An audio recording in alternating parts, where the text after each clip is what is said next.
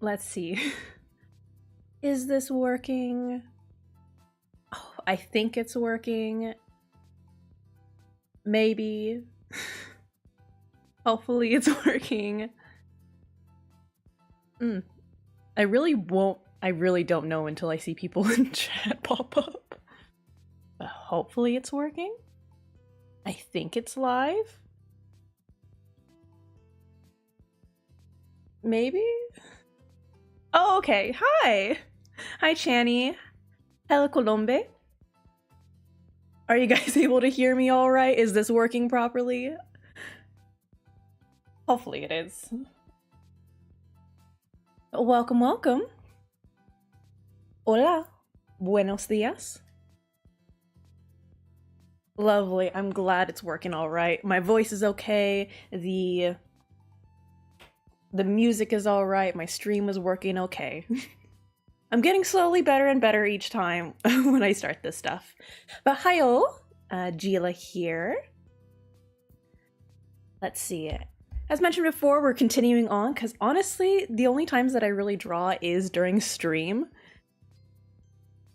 As, you know, disappointing as that sounds, I do have big girl job that takes a bunch of my time.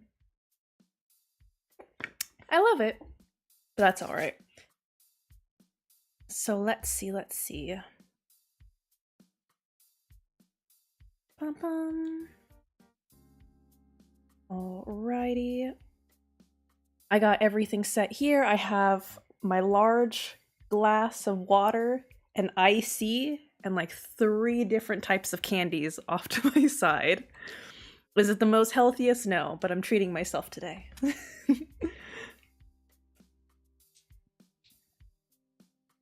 Alrighty.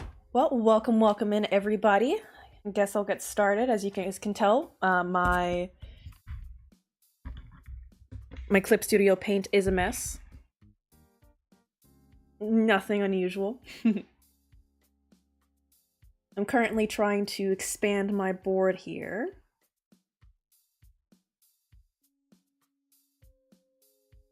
So that I could better draw.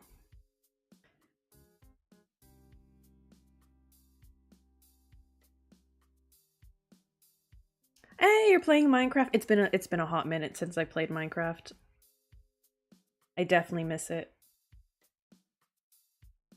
But I'm one of those players that has difficulty playing Minecraft unless I have other people playing with me. I'm very much a social Minecraft player. If I don't have others to play, I get bored really easily.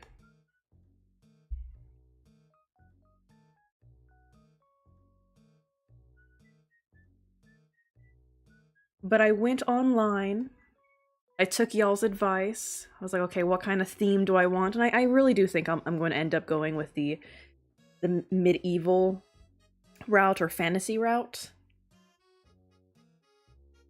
Because D&D is just too much of my life. I can't say no to it, you know? It's one of those things. It's got a chokehold on me. Ooh, reading.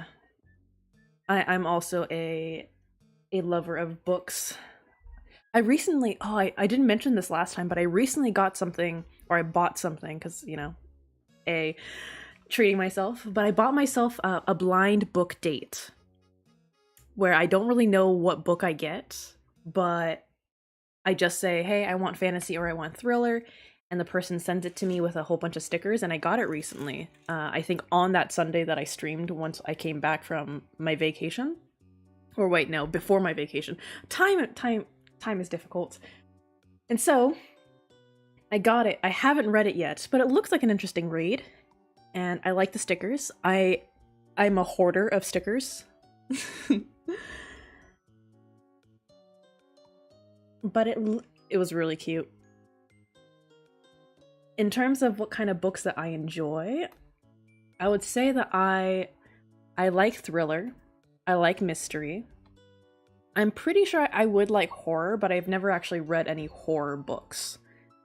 But I would not be surprised because that's a common theme that I like in general. Psychological thrillers, fantasy, of course. Things like that. Alrighty. So when I was looking online, I was trying to find lovely things here that matches my aesthetic or can be useful. And I was playing around with some of these ideas. Look at this board. It's just a mess. I'm gonna have to reorganize this. It's bugging me. But I'm also gonna have to find a nice idea for that scarf thing that's on the top of my neck here as my avatar.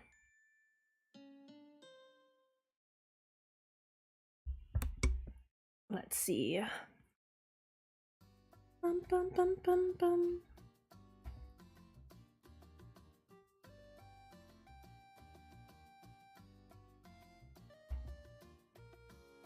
Alrighty. Yeah, I'm going to make my canvas a little bit bigger. This is way too small. Very rarely do I have my canvas this messy, but I am very much out of practice. Alright, where do I want to put my clothes? There we go. Lovely. Where do you want to go?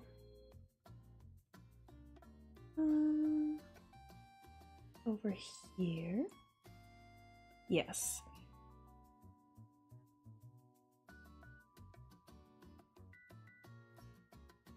Also, I found these pants. They aren't necessarily fantasy,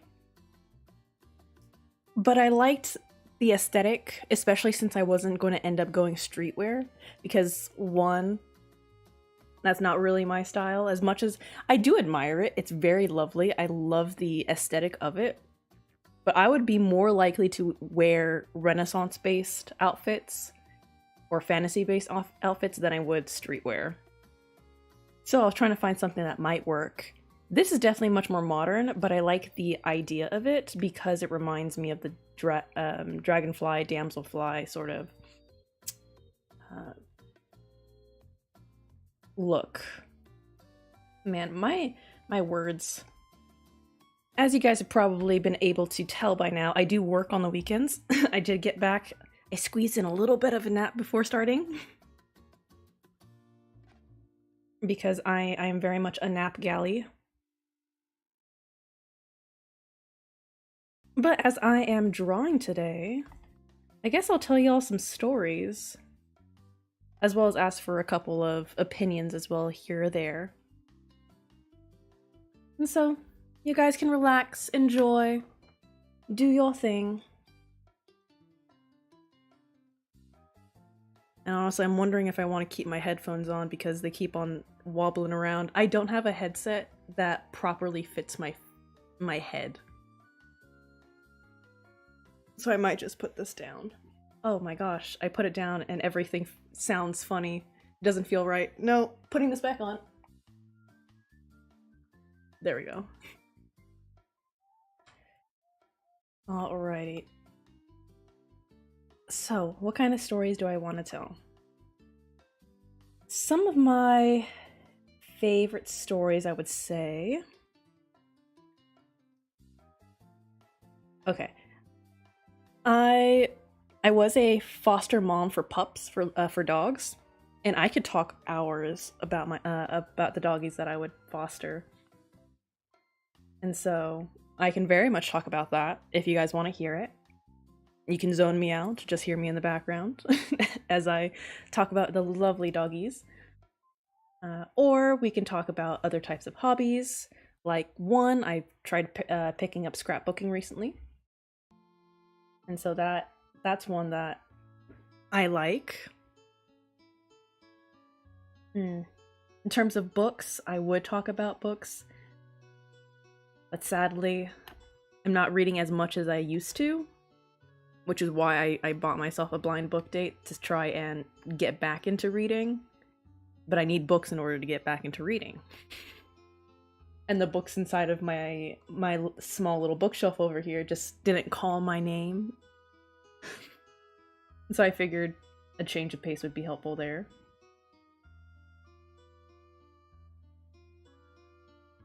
Hmm.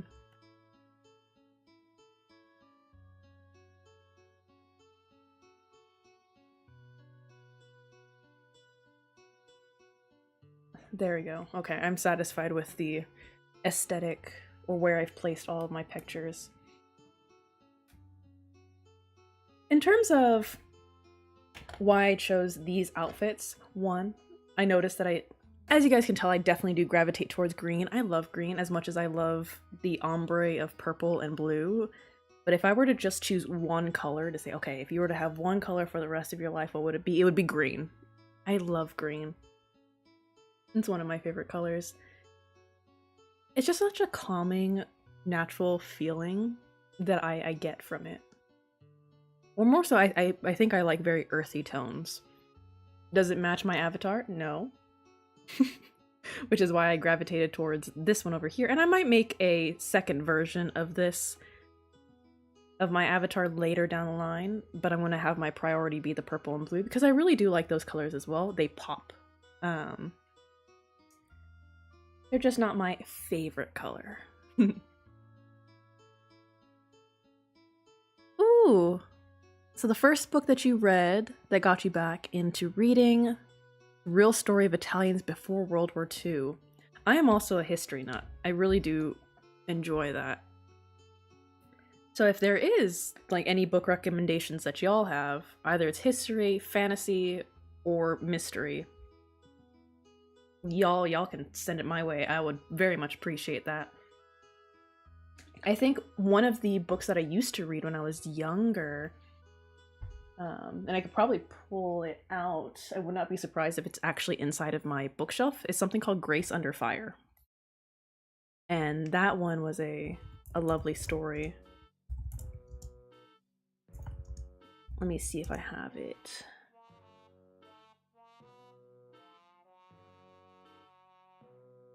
I might be remembering the name wrong. Who knows?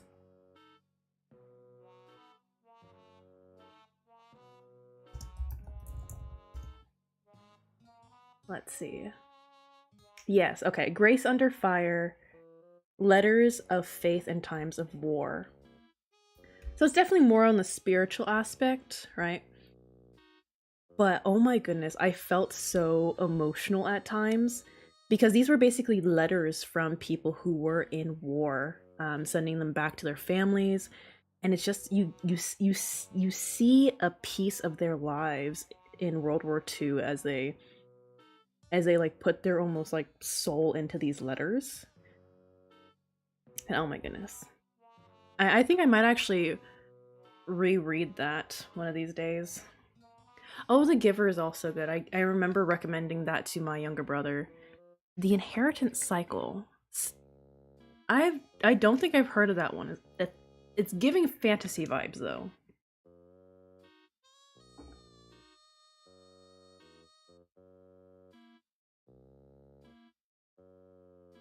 Oh no, I spilt water.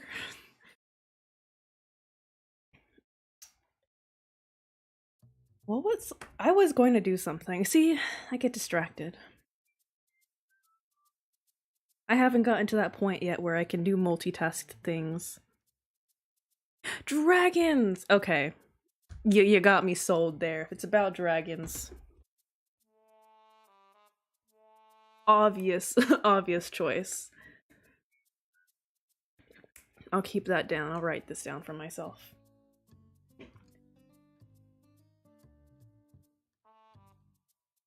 Let's see. And one of the books that I am trying to read right now is... Oh, what is it called? I think it's called The Memory. Let me see if I can find it. Where are you? Where are you? Oh my goodness. My room's not the prettiest right now.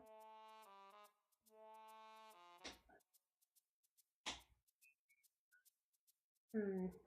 Hmm. ¿Dónde está?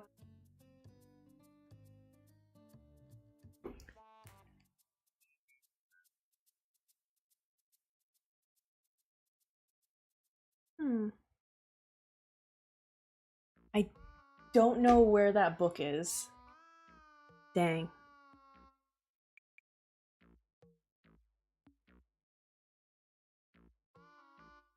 Interesting, Columbia. I wouldn't be surprised if there might be a different translation on there, especially if it maybe really, if it's really popular. But if it isn't, that's perfectly all right. Yeah, I feel like I've heard about Aragon, whether it was a movie form or not. But the book that I'm trying to find in my room, if y'all can still hear me as I move away from my mic, is about memory.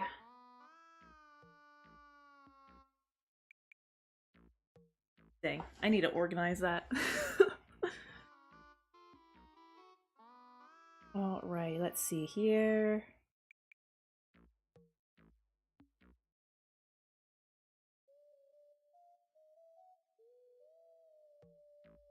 Let's see. Oh yeah, so okay, I was right. It's called Memory Book. Okay, so Memory Book is one of the books that I'm reading right now. And it's actually something that was introduced to me when I was in undergraduate and I just hadn't gotten around to reading it, but I did buy it, so I had it. So basically, I learned about this in my neuroscience class because I love the brain and I like learning about that sort of stuff. And so in this class, we learned about a what's the word? Not diagnosis, but a condition in which the brain. It's called alexia synagraphia. I don't know if I'm pronouncing that right, but basically it's when your brain no longer is able to sort of process or read words anymore. And so it's actually based off of the author a little bit, where he placed it onto one of his characters. And so the author got this condition. Basically, the way that my professor had explained it to me was this author, his name is Howard, not not Harold. I cannot read. Howard Engel, I believe. And he stated that he woke up one day and he went to go grab the newspaper. However, he thought maybe somebody was playing a prank on him because like he saw the words on the newspaper and was like, this has to be like Polish or maybe like some other different language because I can't understand it. So he thought maybe somebody was playing a prank on him. However, when he went inside and he went onto like his bookshelves and like he knew what the books were, he could not read the words of them. And so, understandably, you start to panic if you can't read the words that you've been able to read all your lives. And so he ended up going to the hospital, or maybe it was the ER. Either way, he talked about his condition and he was diagnosed with that because he ended up having a stroke, I believe. And that stroke caused his brain to lose connection in certain places so that he wasn't able to process the words that he was reading anymore. And so, in order to sort of, I'm not sure if he still has the condition or if maybe it got resolved, but I think he does still have it. And the way that he basically regained his ability to read was he found out that he still has sort of muscle memory on as if he wrote the letters that he was sort of reading, basically copying it, his brain was able to fill in the blanks or able to process it because he was using the writing part of his brain rather than the reading part of the brain in order to quote unquote read. And so he wrote this book, I believe, with this condition. Possibly. Hopefully, I'm correct on that. But basically, it is about a private investigator named Benny Cooperman. And he basically got hit in the head, affected his brain, and he got the condition Alexiacina agraphia, where he could still write but no longer read. And so he's trying to figure out the puzzle as to who hit him, For what for? What kind of case was he trying to figure out? Because all he knows is that there was a dead person that he was trying to investigate. Um, because he was found next to a dead woman. And so I've only been on the first few chapters. It's pretty interesting. It's basically the character realizing that he can't read anymore. But I just found that fascinating. So yeah, there's that little rant, or not rant, tangent. There we go. That's a nice word for it. All right, now let's get back to actual, possibly drawing.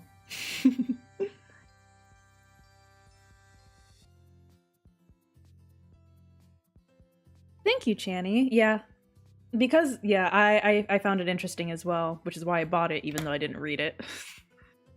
For whatever reason, reading takes so much effort nowadays. Where I want to read, but sitting down and actually just not getting distracted and really staying with the book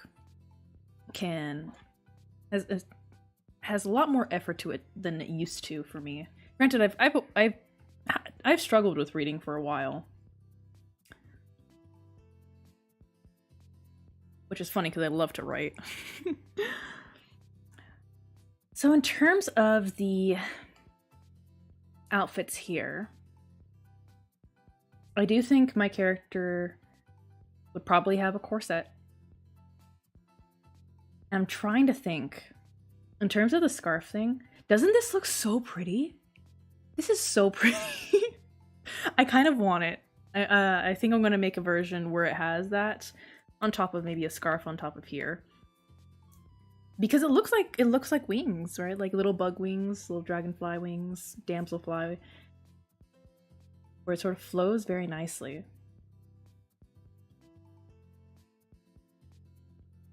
I was also thinking possibly this is a very interesting shape as well. Right over here. Just shape language wise, it's very nice. Also looks very wing related. But I definitely have options here. In terms of armor, we have classical armor right over here. And then this version as well.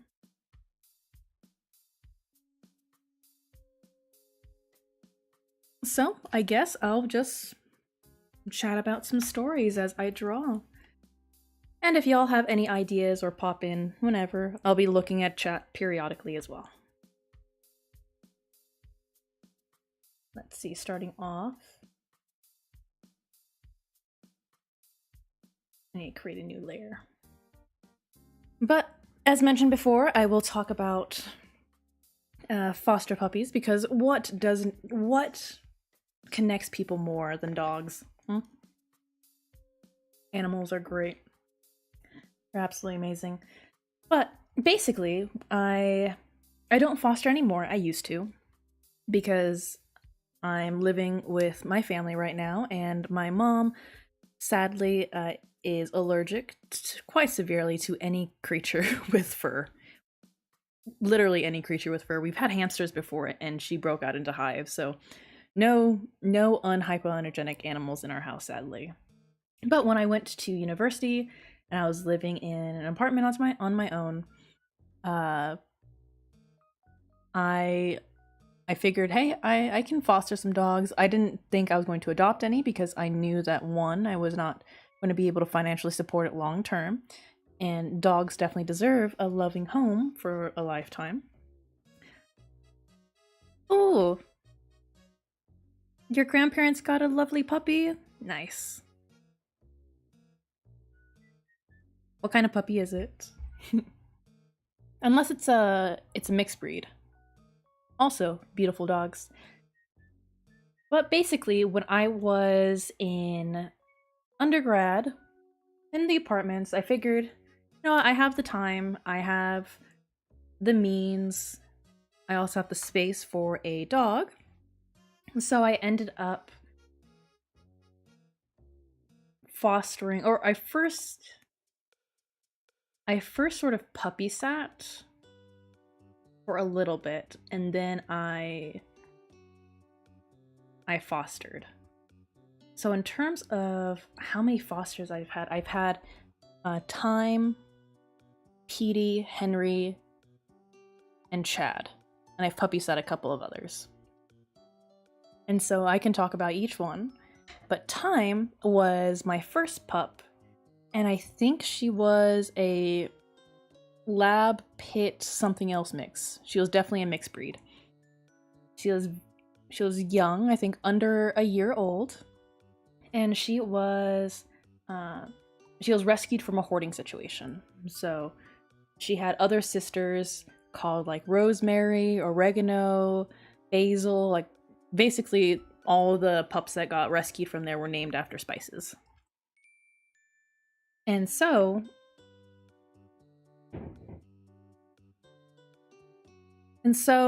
we were able to, or at least I was able to, take her in, and I had her for about 2 weeks, if I remember correctly. I took pictures of her. She was very lovely, very sweet. She was not crate trained, understandably so. A lot of situations in terms of hoarding typically doesn't have dogs that are very house trained or crate trained.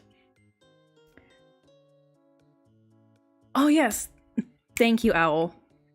They're herbs or herbs. I don't know how to properly say that. But yes, they are not spices.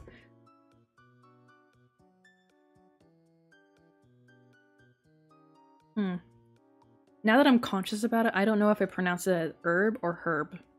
I think I call them herbs. Where, you know, I just don't say the H part, which I think is the proper way of saying it. But it's not uncommon, at least here in America, for them to say herb. Yes, herb.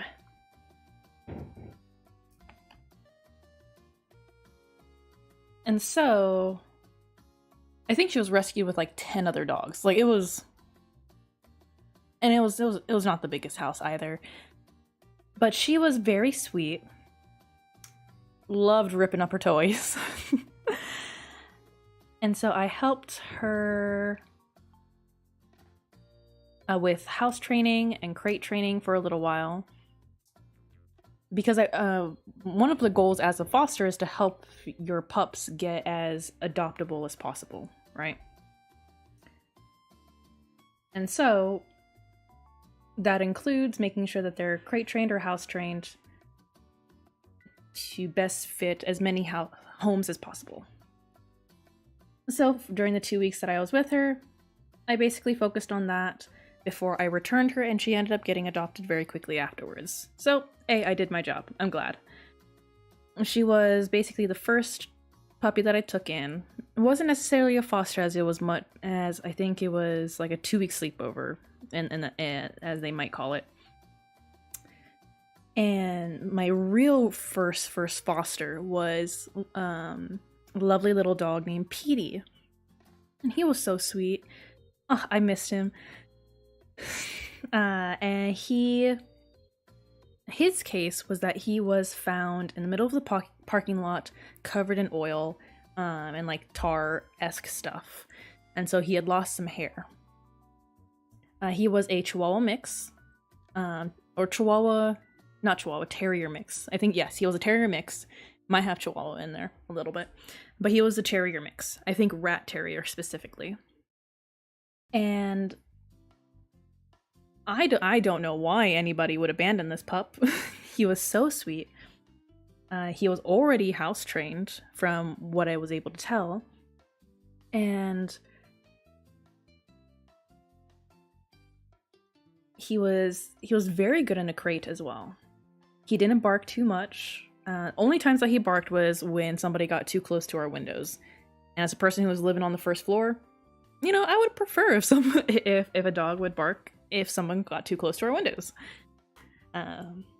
As a female, you know? I don't have the means to take care of myself like that if anything went south. And so, he was very, very lovely. And he learned super quick. Because I focused on teaching him tricks, because he was very quick to learn, or handle being in a crate, And so I focus on making sure that he learned different tricks, such as sit, lay down, uh, speak, that sort of stuff. And let's say, I think he was about 3 or 4-ish years old. So he was relatively young, not too old. And I have so many pictures of him. I might post them eventually later, but he's technically not my dog anymore. He did get successfully adopted towards the end, but one of my favorite nicknames for him was calling him my little fruit bat, because he looked like a little fruit bat. Like, something about rat terrier faces look like fruit bats to me.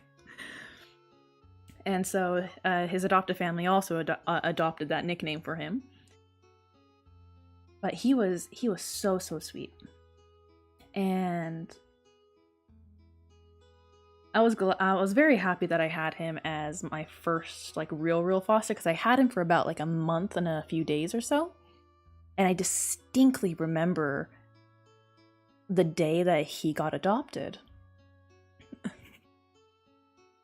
Because like it was the coldest night here in Texas that year.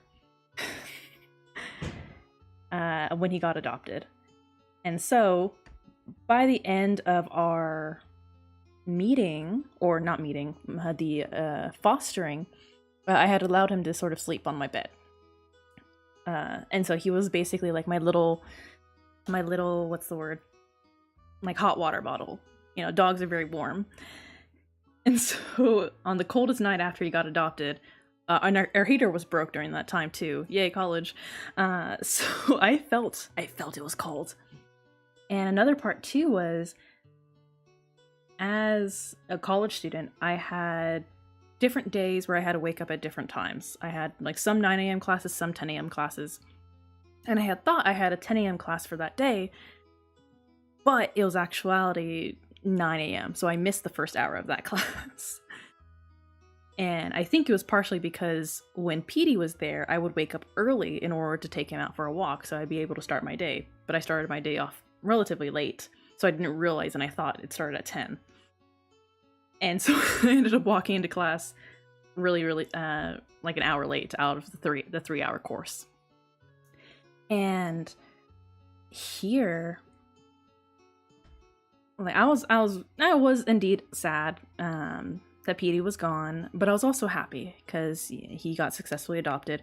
And in the process, as a foster, at least at the shelter that I worked at, not worked at, but volunteered at, they did value the foster's opinions, because we got to meet the adopters first and had them meet the dogs first before we told the shelter whether or not, hey, this is a good fit or it's not a good fit.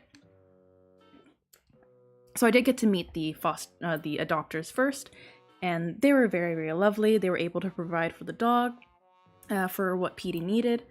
And so it was like I knew that Petey was in a nice place. I also provided some of the toys I had bought for him, and oh my gosh, I miss him. It's been about 5 years. And so I distinctly remember that day, I was sad, you know, I missed him, but I knew that he was going to be okay. I got myself some hot chocolate, went home, and I got this text from the adopters, because I kept in touch with them for a little bit, and they sent me videos of him in the new house, and he was so happy and so sweet. And he was just staring at his little toys. And he was just living his best life. And I was like, oh, I'm so happy. And that made me feel very nice. And one of the things that I don't want to say a song got ruined, but more so a song has gotten more memories from me, is Happier by Marshmello. That song is now forever ingrained with fostering with me, or fostering for me. Because when I was getting ready for Petey to get adopted, the song Happier by Marshmello came on, and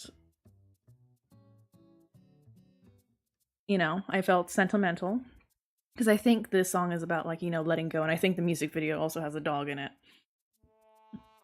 So that song played right before the adopters came in. And so I got that first connection. After that, the when I got that text message, also that song came up again on the radio, because I think it was like peak time when Marshmallow, that song Happier, was going on. And so I was like, oh, dang it, Marshmallow, you're right. Had to give him up. He was in a better place, and I think as a military brat too, I'm pretty used to saying goodbye. So I was okay, but it doesn't mean that you don't miss the pups. And I got to say my goodbyes, and I kept in touch with that family for about 3 years. They kept me updated on like how he was doing, and like they sent me pictures of like Halloween. He had his little cute outfits, and it was really adorable. And so I know that he's in a lovely, lovely place right now. But Happier as a song got even more connected to fostering with me, because when I got my second dog named Henry, lovely dog. I don't know what breed he was, but he's most likely also a terrier mix. But he was white, and he had the most beautiful stormy blue eyes. He was a little bit more of a troublemaker, but he was like I did love and care about him as well. And some of the characteristics of Henry is, so Petey took about 2 weeks to figure out where the food was, and like, you know, want to try and get it on his own. Henry took 2 hours. I was not ready for him to find the food stash. And so I had to lock that up really quickly, or else it was going to be a mess in the house. But he was very, very food driven, much more energetic than Petey was. And he was also not house trained or crate trained, so I had to focus on building that up for him. Henry was also a dog that had been given up about 2 or 3 times by the time I got him, and it was because he was a seizure dog. He had epilepsy. So people just couldn't handle, understandably, the medical expenses of having a seizure dog. And so sadly he was given up multiple times because of it. He was a lovely dog, but because of that, I wanted to make sure that he was as adoptable as possible. And so I worked really hard on crate training him, house training him, trying to create a lot of positive connection or connotation, reinforcement with the crate. So I would feed him in there so that he could learn that that's like a safe place. For house training, I would leave him alone in the house for like incremental, like longer periods of time so that he could be able to handle it. And he eventually became pretty decent at it. And I also taught him how to sit, give paw, and lay down. He got he got real smart, or he realized that he would get a treat if he sat down. So whenever like I was in maybe like the living room or in the kitchen, like he would purposely sit down, and if I didn't give him a treat, he would stand up and then sit down again as if like, hey, did you not see I sat down? Where's my treat? And so he was very smart in that way too. And he also got to that point where when I told him sit, but he didn't see a treat was in my hand, he would not sit. So he was a little brat that way. But hello, Leo. I'm just drawing as I talk about talking about my fosters, because people are doing some other things as well, whether it's reading or drawing or playing Minecraft. So I'm just sort of giving them some background noise to listen to. I'm talking about my second/third foster dog that I've had. So Henry was a little brat, a lovely little brat, but a brat nonetheless. He definitely got me very active because he was so high energy. And He, yes, doggos are the best. And I do distinctly remember the first time he had his first seizure, or at least with me. It was about, I think, 2 weeks in to the foster. And so um, when I had mentioned that, we had to change his medication and all that sort of stuff. Um, but oh my goodness, I got so mad one time because when they changed his medication, they did not tell me about the side effects that would happen for the first few days that he would be on it. I was so scared for my little pup here because it was like the day after he started his medication and he was wobbly. He could not walk properly. Like he was struggling to move. And I was in panic, right? I was like, oh my goodness, my doggy is in trouble. Like I contacted my professors. I'm like, hey, my dog is not doing well. Like I'm staying here, and I contacted the vet. Spoke with different people over here, and they're like, okay, yeah, keep us updated and all that sort of stuff. And it was not until like later that night they were like, oh yeah, it's probably just a symptom of his medication. Like you had me worried for Henry for 12 hours thinking that this was something serious when it was just a side effect of his medication, and he was fine the next day. I was like, okay, thanks Henry for for causing me so much concern.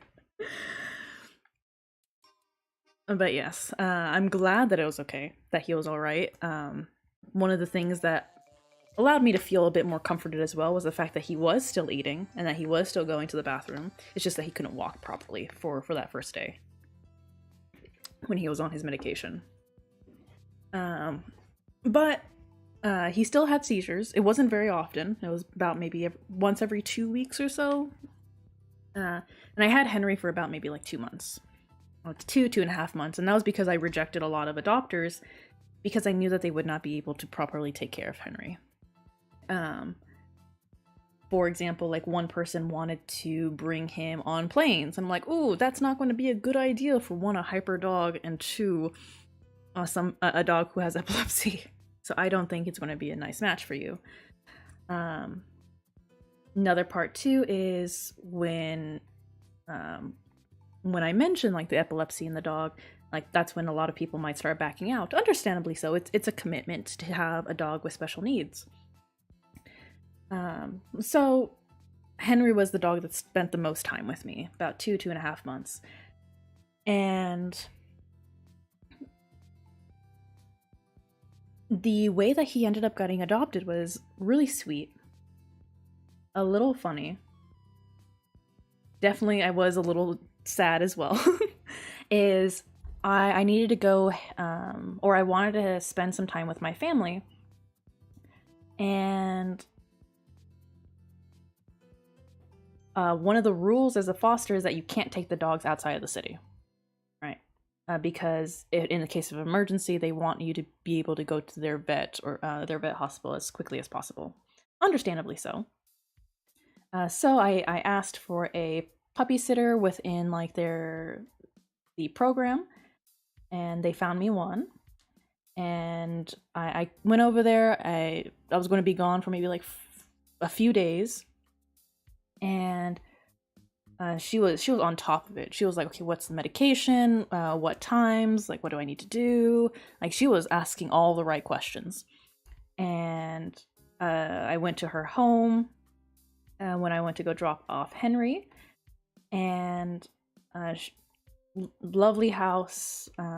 She also had great neighbors who were willing to help out when they can, stuff like that. And so I felt comfortable letting her take care of Henry for a little while.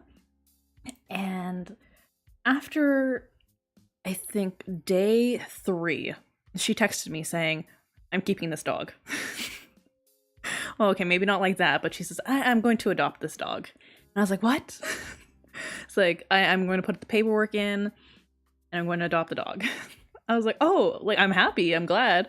And so the shelter contacted me saying, hey, like, this person applied to adopt the dog, like, what are your thoughts? And it's like, well, based off of her response to being very, very on top of like his medication and what his needs are, and keeping in contact with me. I think she's very responsible and able to handle an epileptic dog. Uh, Two, she has support that helps her, like so that he's not on his own. There's also a dog park nearby. Like he very lovely home for him. So I gave the green light. She got approved to be the adopter, and so when I finally got back home, I basically had Henry for less than 24 hours before I was going to drop him off again. And during that process of dropping him off, like right before I entered or I got into the apartment building again, or the area, the apartment complex, there we go. Guess what song popped up again? Happier by Marshmello. And I was like, dang, Marshmello's after my heart. Ooh, Channing, I don't know what you heard. I wouldn't be surprised. Slips of the tongue. Language is hard. Connotations are weird. But, so second time, or technically third time, Marshmello came in, grabbing my heart with Happier as I was releasing a dog to their adopters. She also kept in contact with me for about 3 years before I naturally, dissipated to, leave them alone. But he also was doing great. And apparently, the few days that he was with her, he was perfect behavior. Like, I was worried. I was like, oh, maybe he might revert back and pee in the house or not like being in the crate. No, he was on his top behavior. He was like, no, I'm going to get adopted here and now. So I was like, I'm proud. I'm happy. I'm proud. So the way Petey and Henry are so different, where I've told my friends this and others of if I were to adopt any of the dogs that I've had, I definitely would have loved to adopt Petey or Henry, but for different reasons. Petey because he was such a good dog, absolutely amazing, just top tier, trained, great at social cues, basically a cat. And then bye, Owl, take care and stay safe. Gus, I'm not taking requests as of right now, because I'm sort of focusing on avatars, but later down the line I will be taking requests, probably not this month, but I wouldn't be surprised maybe end of September, because by then I'll probably have fulfilled what I wanted from my avatar by then. But I don't remember what I was talking about. Something about Henry. Oh, so I would have adopted Petey because he was such a lovely, lovely dog. So socially aware. And then I would have adopted Henry because I put so much effort into him, right?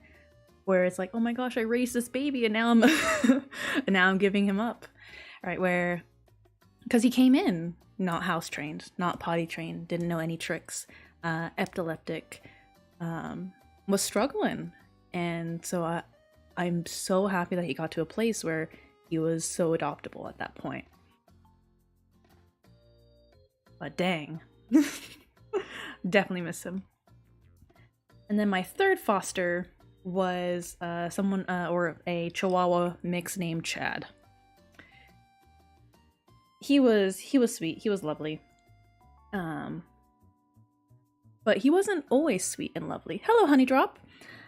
He was, let's say, when I went to go to the foster again, I asked for, I was like, hey, what kind of dogs do you want me to take in? So long as they're under a certain weight class, they're allowed in the apartment, right? And they said, hey, can you take Chad? He's having a hard time with the other dogs. He's not really very sociable. He's causing some issues. And so I was expecting a, not the best behaved dog, and that I was going to put in some work. However, the moment he got home, right, he was an absolute angel. So it was most likely the effect of the shelter energy, understandable, where the anxiety of other dogs probably fed into his own anxiety, and it came out that way. Because once he was in a very calm, stable home, he was wonderful. right? House trained, crate trained, but he was having issues with that at the shelter. So that really shows how, but just because a dog behaves a certain way at a shelter does not mean that they're going to behave a certain way at the home.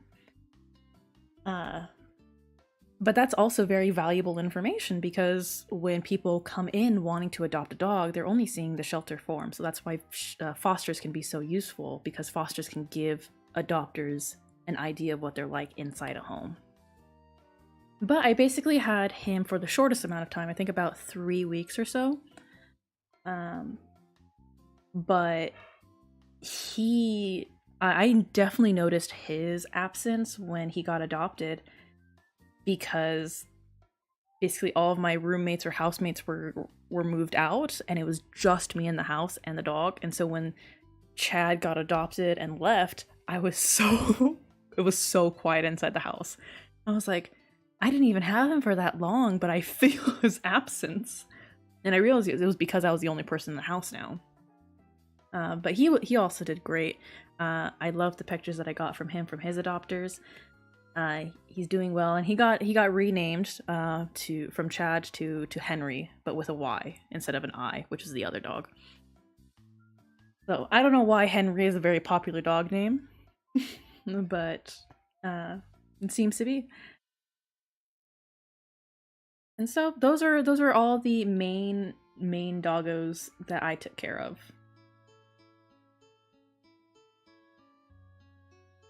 I barely got any drawing done. But I hope that you guys enjoyed the storytelling at the very least.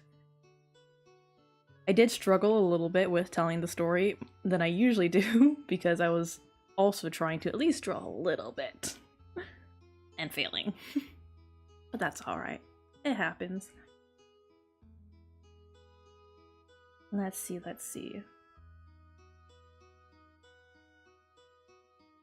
Thank you, Channy. I'm glad you liked the story.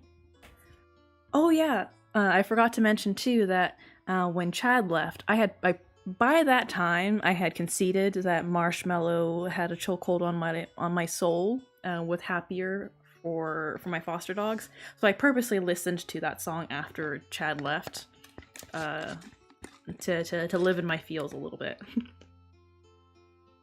So now whenever I hear Happier pop up on the radio or on like YouTube or something like that, I'm like, my foster dogs. And I just think of the emotions of that.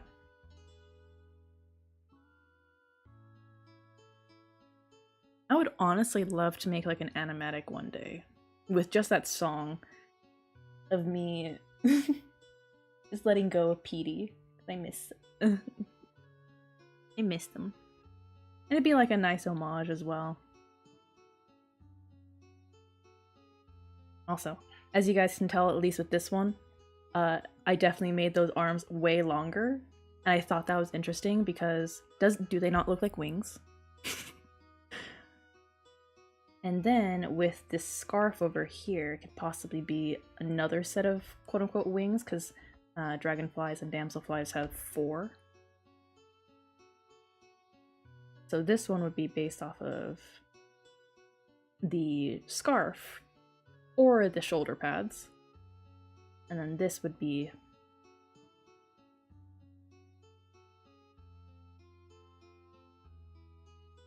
the arms. Bloodborne. What story? I have heard of Bloodborne, but I do not know a lot about it. I will admit I am uncultured in that. Dun dun. Purple. Ooh, a Souls game. Okay. Actually, I'm going to erase this. I don't want those X's right there. It's a corset, but it doesn't have to be that kind of corset. What are some corset options here?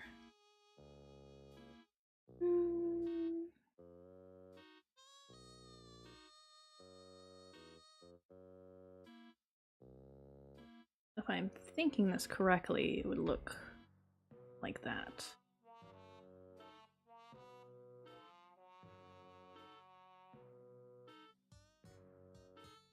Yep, Dark Souls, Elden Ring. Yep, those games I know. Okay, that makes sense then. Dun, dun, dun.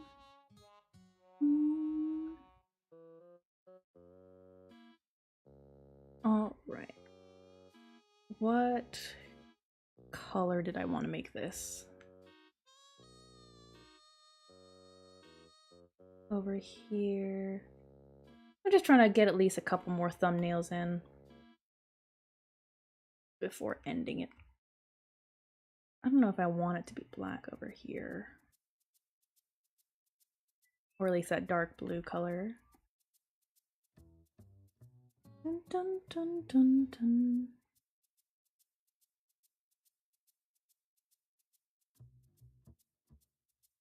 Wear that scarf up here. And I think I would keep the shoulder pads white in this case because of the underneath aspect. Yeah. Create that color. There we go. Bum, bum, bum. My opinion on Star Wars. Oh my goodness. Oh my gosh. Don't call me out like this. I'm sorry. Don't hurt me. Don't hurt me. I promise. I promise I'll get more cultured. I'm sorry. I know. I will admit, I have never watched more than maybe an hour's worth of Star Wars. And that was simply because of multiple times where I've just noticed a couple of things here or there. Outside of The Mandalorian, I watched that thing like that had a chokehold on me because I am a sucker for anything that reminds me of babies. So Baby Yoda, which his name, what is his name? It's been a little while. Grogu? I think it's Grogu. I went in. I was indeed one of those people that went into The Mandalorian because I loved Grogu. But I haven't seen like the original Star Wars. It's definitely something on my bucket list. But as I mentioned before, like with Minecraft, I'm very much a social watcher. I do not watch movies unless like there's other people with me. I'll read by myself. But watching, nah. I sadly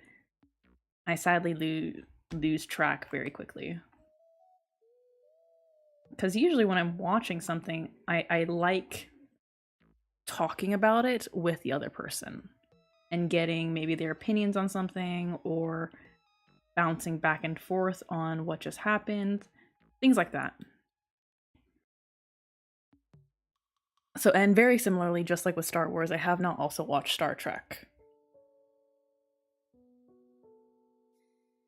I do recognize the memes, though.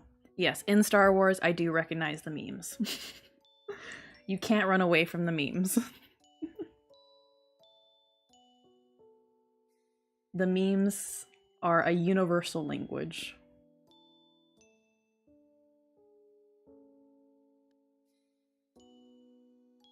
In terms of maybe any other shows that I haven't watched, like what are some other classics? Lord of the Rings, right? Also maybe watched an hour's worth of the whole thing. How? From school. I think it was my honors English. Yeah, honors English and history teacher. That was just like, we got an hour. Here you guys go. Let's watch that. And it was nice. And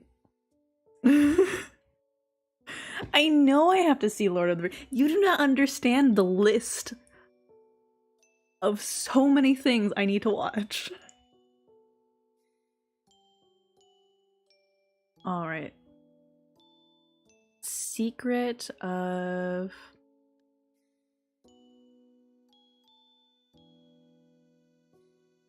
I have not watched The Secret of Nim. I just looked it up to make sure. I have seen the art before. This is reminding me of another movie that had like a mouse or two mice as the main lead, and like they were rescuing like a boy or something. It was like in Australia or whatnot. Maybe. I watched it when I was like 7, so my memory might not be the best. If y'all can figure out what I meant by the very little that I provided, then y'all are amazing. Well, 1 second. I'll be right back.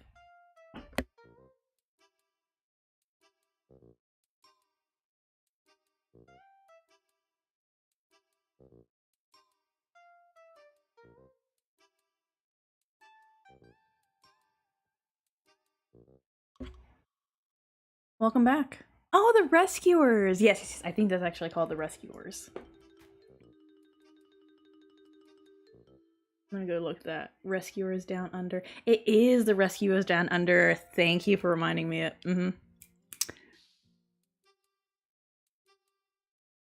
I'm glad that you guys that you were able to figure that out with the very minimal details that I remembered from that story. Another mouse one that I remember and that I do remember watching when I was older is also where I went back and rewatched it was Basil from Baker Street or Basil, the Great Mouse Detective. That I like that movie as well. That one, solid mouse movie right there.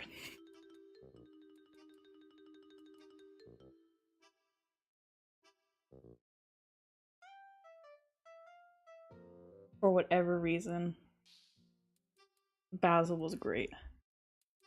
Or is it Basil? I don't remember. It's been a hot minute since I've watched it, so I don't know how they pronounce his name.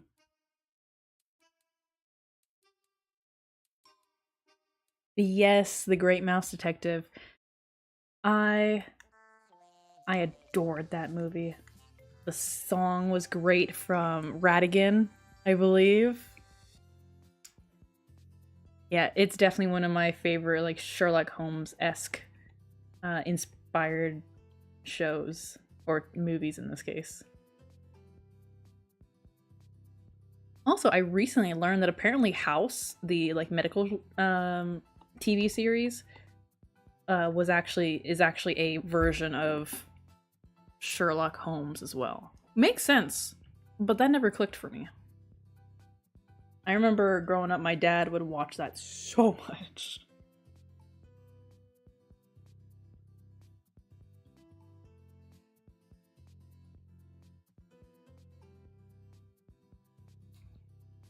And I think, ooh, another Sherlock Holmes-esque show that I really liked, a bit more on the comedy side, was called Psych, if I remember correctly.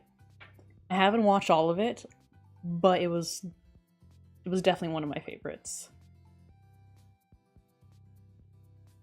Yes, the Psych TV show. I don't know if any of y'all have watched it. Yeah, I'm glad, Channing, that you know Psych. That was a great, great show. I thought it was a fever dream when I was young, that I watched when I was younger until I refound it again as an adult.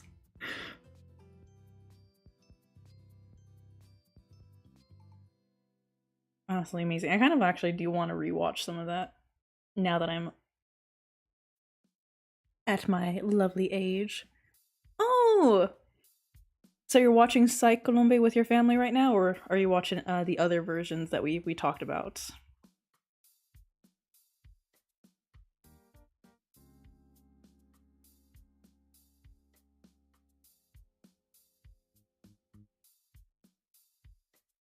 Right. Yep, Psych is very funny.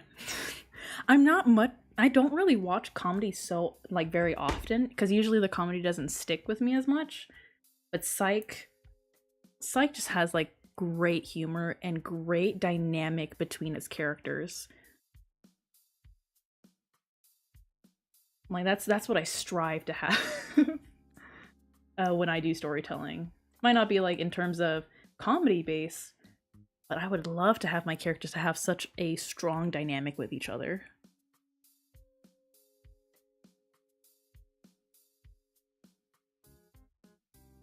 Sherlock Hound. I don't think I've heard of that one before.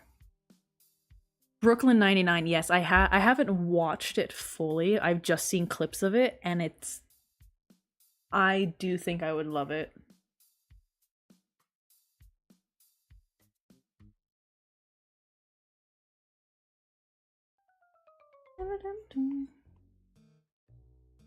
Do I want?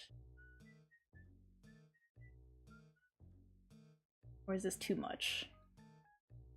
Is this too much? I just wanted to see if I could break out all the black. It seems like a lot. Maybe it's because this line is a bit too large. Dun, dun, dun, dun. Brooklyn 99 is a good show, from what I hear. And from the not couple, multiple clips that I've seen of it, I would agree. Dun, dun, dun.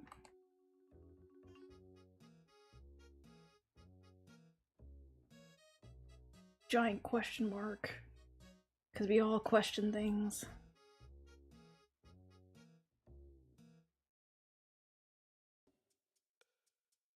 Nice little thing right there.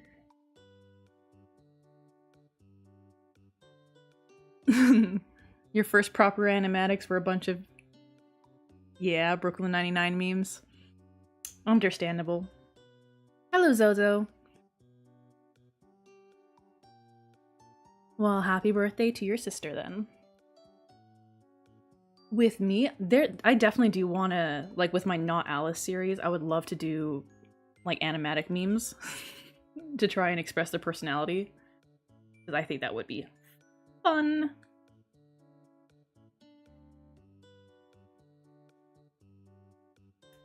Oh no. Maybe over here.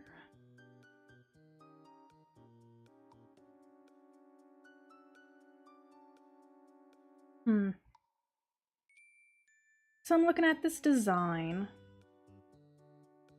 I gotta put my glasses on because I can't. I'm legitimately like Velma. I cannot see without my glasses. I have a lot of stories about how I cannot see without my glasses. But let's see. I'm just gonna color shoes really quickly here. I do think I'm gonna keep like the blue shoes. Like little cat paw feet. I know for sure that I don't have a plan of having my character in a dress. Because what's a dress? I very rarely wear dresses. Nah. I can look pretty with pants on.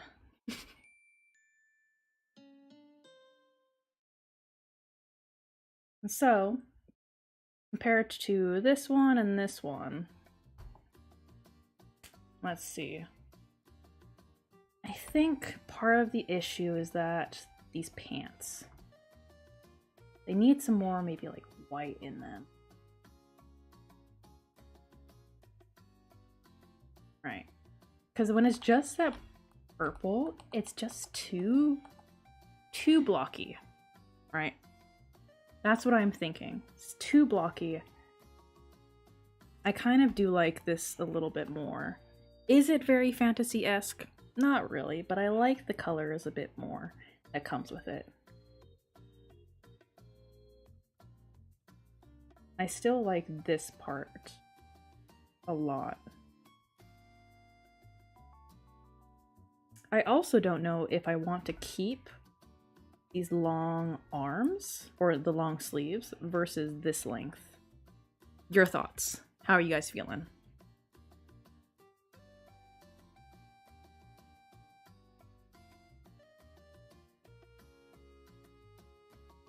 Because we can have full sleeve length or just the, I guess, like regular over the hand sleeve length. This one definitely has the, this looks like wings, but I don't know if it's too much, right? Versus this kind. I could also possibly just have it in this format, right?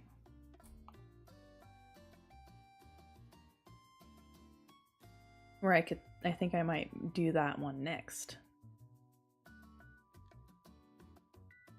But that would be for a different time, because I have to get ready to eat dinner.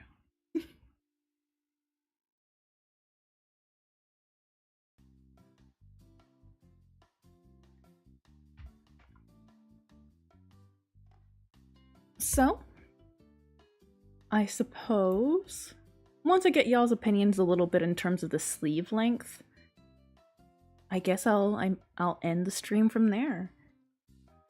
Do take your waters. Do drink it. Delicious. Treat yourselves nice. Maybe our goals for this week could be we can read a nice book. At least a chapter. Because I really do want to pick back up reading.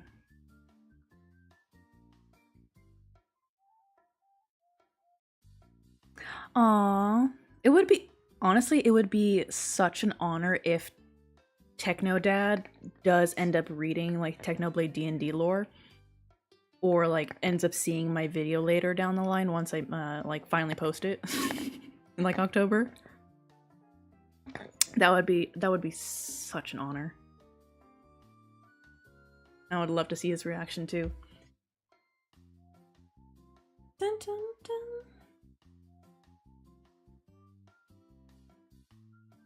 But for those who are here, if you can, thoughts on the sleeves. Extra long or medium?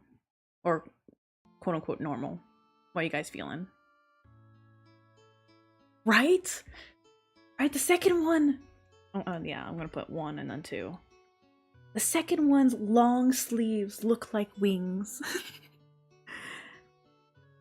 And I like it. But at the same time, it feels like so much.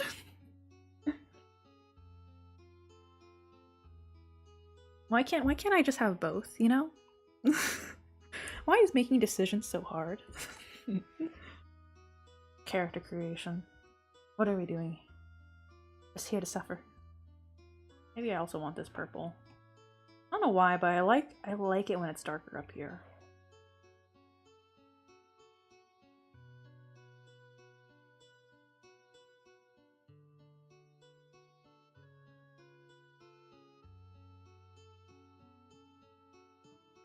Yep.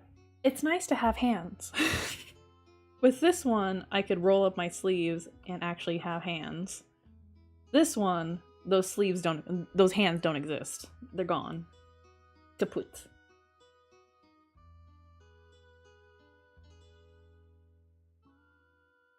But I think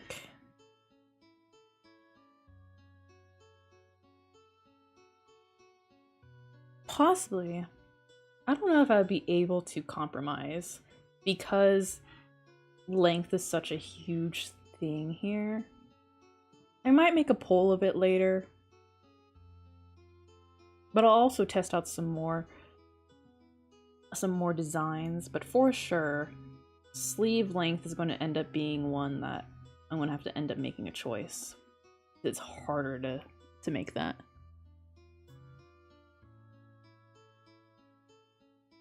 Oh, that is a nice idea, Honeydrop, where I could technically have both.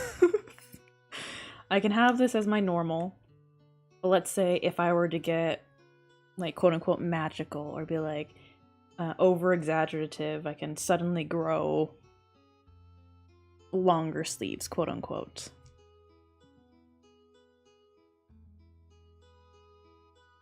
That is a nice way. Where this would be my baseline, quote unquote.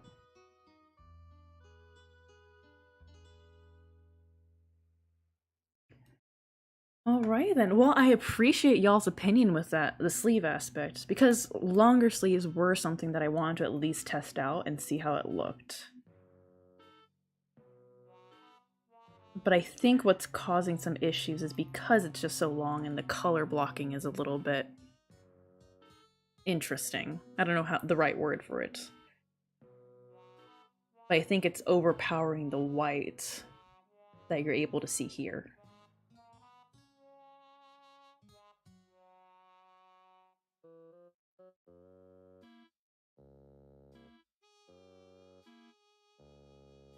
But I thank all of y'all.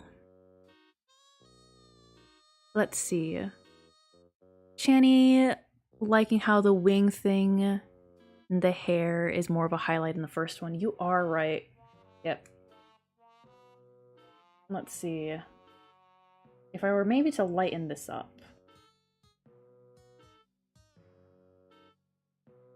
And get it there. Now it's kind of just fighting, right? It's fighting for your attention on, okay, do I want to have the attention on the sleeves or do I want to have an attention on the hair? More times than not, you probably want attention on the facial areas, quote unquote, where the hair might be. So that might be another point towards one in this case. Where this one creates more of that upward look rather than the medium look, or middle look in this case.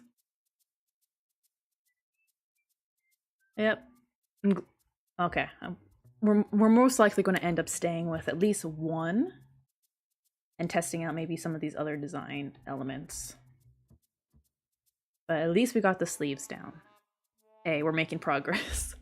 It's slow progress, yes, but bit by bit, we're making it.